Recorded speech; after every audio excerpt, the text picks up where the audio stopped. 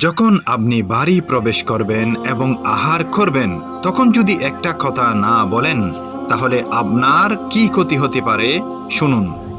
এই বিষয়টি সবারই জানা প্রয়োজন। রাসূল সাল্লাল্লাহু আলাইহি ওয়াসাল্লাম বলেছেন, কোনো ব্যক্তি যখন নিজ বাড়ি প্রবেশের সময় ও আহারের সময় আল্লাহ তাআলাকে স্মরণ করে, অর্থাৎ বিসমিল্লাহ বলে,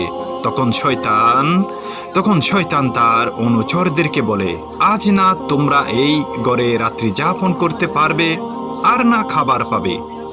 অন্যথা যখন সে প্রবেশকালে আল্লাহ তাআলাকে স্মরণ করে না, অর্থাৎ বিসমিল্লাহ বলে না, তখন শয়তান বলে, তোমরা রাত্রি যাপন করার স্থান পেলে, আর যখন আহার কালে আল্লাহ তাআলাকে স্মরণ করে না, অর্থাৎ বিসমিল্লাহ বলে না, তখন সে তার ছেলেদেরকে বলে, তোমরা রাত্রি যাপনের স্থানও পেয়ে গেলে এবং খাবারের ব্যবস্থাও হয়ে গেল।